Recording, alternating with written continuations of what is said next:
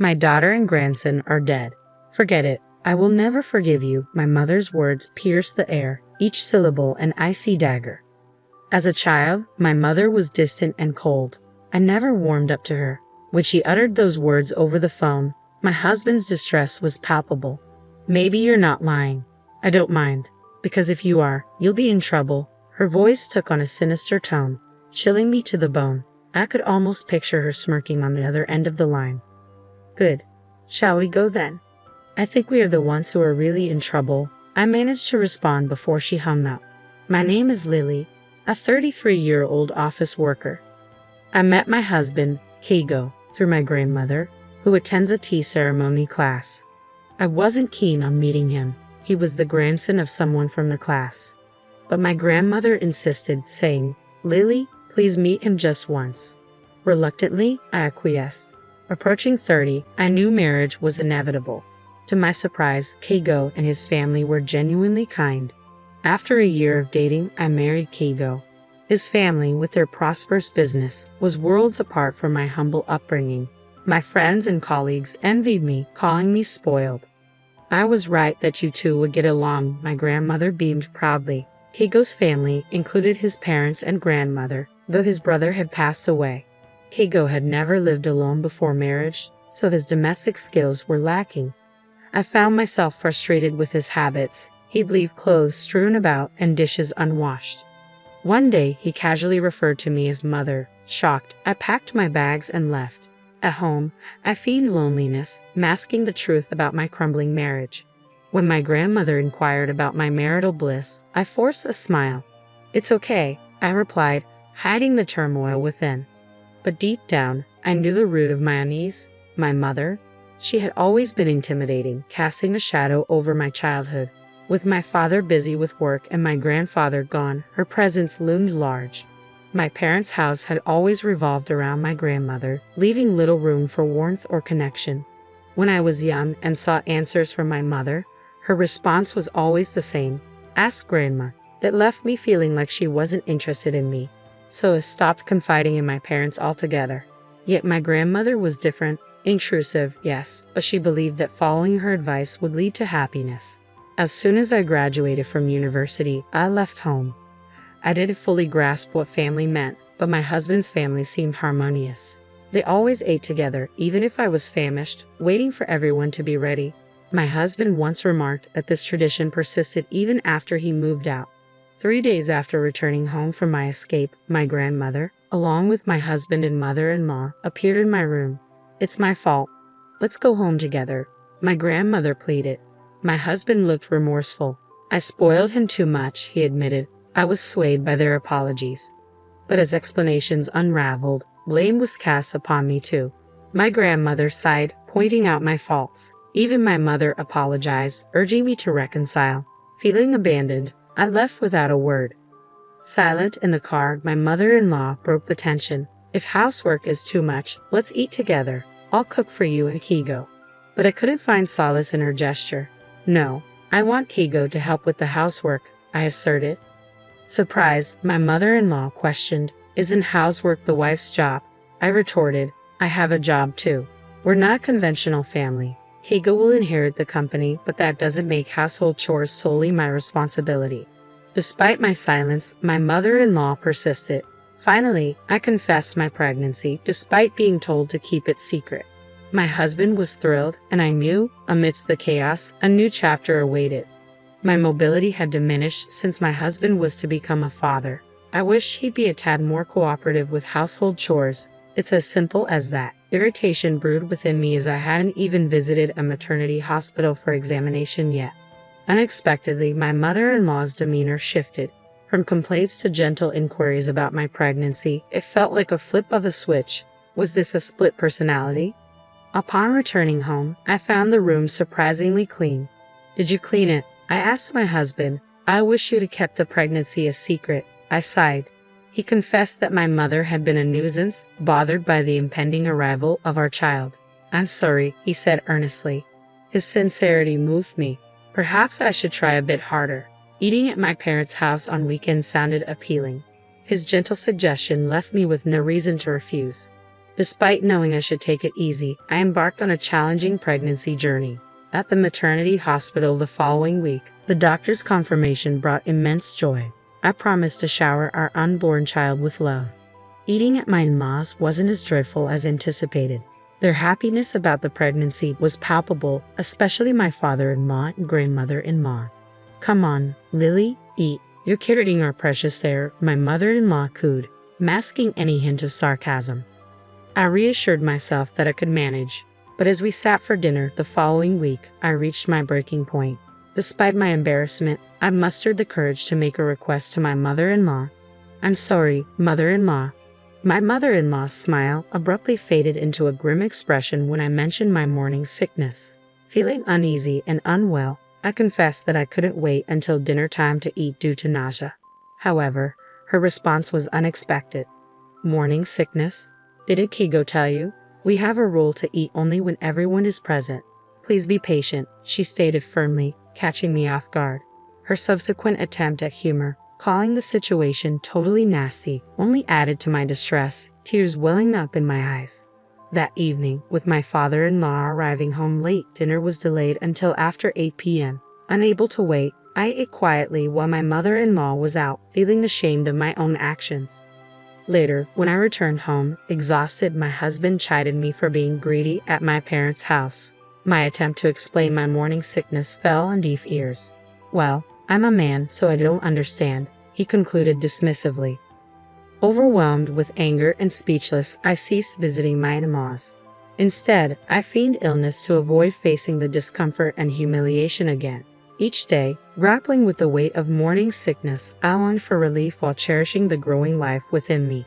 Despite my father-in-law and grandmother-in-law's gentle reminders to take it easy, my mother-in-law's relentless insistence on my presence became a source of stress. Her incessant calls only worsened the situation, leaving me with a pounding headache. In the midst of my discomfort, I couldn't help but wonder why Keigo was the only one visiting my parents' house. The pressure from my mother-in-law weighed heavily on me, pushing me further into isolation. "I have severe morning sickness," I sighed, hoping for some understanding. "Huh, again? I guess that means you're feeling good," my mother-in-law quipped, her tone light. Feeling dismissed, I retorted, "Yes, even though I look sick, no one sympathizes with me. Just because you didn't have morning sickness doesn't mean everyone else is fine." Apologizing for the bad signal, she hung up. Frustrated, I packed my things and returned to my parents' house, entering the second half of my pregnancy. When I mentioned to my husband about wanting to stay home early, he casually brushed it off. Despite frequent calls and messages, I ignored them, feeling overwhelmed. Even my grandmother, usually gentle, expressed her displeasure, refusing to offer assistance. Despite the strained relationship with my in-laws, one silver lining was more time with my mother. Confiding in her, I revealed the tension with Keigo and his mother. Keigo's indifference towards household chores and occasional outbursts left me scared and isolated. When I approached my mother-in-law, she urged me to be patient, even after I showed her a bruise from one of Keigo's outbursts. Now, contemplating divorce after the baby's birth, my mother listened in silence, her expression stern. "Yes, I understand," she finally replied. With just one word, I responded to the chaos unfolding around me. Eventually, I gave birth to a healthy baby boy. When labor pains struck, I reached out to my husband, but his cold response left me feeling faint. "I can't go, I'm busy with work. Just let me know when you're discharged," he said, indifferent to the impending arrival of our child. His callousness fueled my anger, so when the day of discharge arrived, I chose not to inform him, and strangely, he didn't reach out either. As I made my way back to my parents' house, my phone rang. It was Keigo, demanding to know why I hadn't returned home yet. His voice, filled with frustration, echoed through the room. Silent shock engulfed me when my mother uttered her unforgivable words. "My daughter and grandson are dead. Forget it, and I will never forgive you." It was outrageous. Then, a voice, unfamiliar yet somehow familiar, spoke nearby. It was Keigo's mother. Accusations flew, and my body trembled with disgust.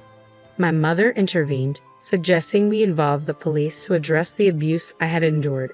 With a firm hand, she ended the call and enveloped me in a tight embrace, offering the comfort I desperately needed. It was the first time my mother had hugged me in such a way, and in that moment, I felt an overwhelming sense of relief knowing she was by my side. As I watched my son sleeping peacefully with my mother, my grandmother returned, her footsteps echoing loudly. "What the hell? You're still alive," she exclaimed, her frustration evident. A call from Keigo's mother had stirred her ire, and now she demanded an apology. Reluctantly, we accompanied her back to the in-laws' house. But upon arrival, tension hung thick in the air. My mother-in-law and husband greeted us with cold stares. "Oh, isn't he our cute heir?" my mother-in-law cooed, reaching for my son, but I recoiled involuntarily. "Don't touch me," I snapped, surprising myself. An argument erupted when my husband dismissed my concerns about divorce. His fear was palpable, faced with the possibility of separation. My mother-in-law's accusations only added fuel to the fire. "You should apologize. The police are exaggerating," my husband insisted, but I stood my ground. Amidst the chaos, my mother's silence spoke volumes. "Which one is crazy?" she challenged, glaring at my grandmother. Suddenly, a commotion from outside interrupted the confrontation. Keigo's grandmother arrived, her presence commanding attention. With cold eyes, she admonished her daughter and grandson for their behavior. In that moment, realization dawned. Keigo's obsession with the family business had blinded him to my struggles. His grandmother's words struck a chord, prompting apologies from both my husband and mother-in-law. As the tension eased, Keigo's grandmother turned to me. "Lily, I'll make sure you take responsibility." "I'm sorry," she said, offering a glimmer of hope for reconciliation. "I hadn't realized it, but you're considering breaking up with Keigo. However, I'd be delighted if you visited me again. Thank you for your assistance," the grandmother-in-law expressed sincerely. Glancing at my awkward grandmother, she continued, "You were insistent, so I arranged a matchmaking between our grandchildren. Lily and her mother were lovely people, but what about you?" My grandmother blushed furiously, clearly uncomfortable. As my husband and mother-in-law sat in stunned silence, I bowed deeply to my grandmother-in-law and took my leave from their house. Upon returning home and packing our belongings, my grandmother confronted us. "Where do you think you're going?" "I won't allow you to do as you please," she asserted, echoing my mother-in-law's words. "Your mother-in-law insists that you cannot divorce her son until you, Lily, have had a child. I've had enough." Later, my mother revealed that my father had been involved with another woman, for which my grandmother blamed her. When my mother demanded a divorce, my father refused to allow me to leave with her. My mother regretfully admitted that she should have fled with me to spare me from suffering. Her words brought tears to my eyes. Eventually, both my mother and I divorced our respective partners. My father initially resisted, but evidence of his affair forced him to comply. Learning of his betrayal shattered my perception of him, and I vowed never to see him again. My mother also sought compensation from my grandmother for the distress she caused. Keigo's family faced consequences too. They were ousted from their former position of influence due to embezzlement allegations. It turned out that Keigo's grandmother, now the company's chairwoman, had uncovered their wrongdoing. When faced with the ultimatum between family and company, Keigo chose the latter without hesitation. His tearful reunion with his mother bore no forgiveness, as they both faced accusations of criminal activity before disappearing.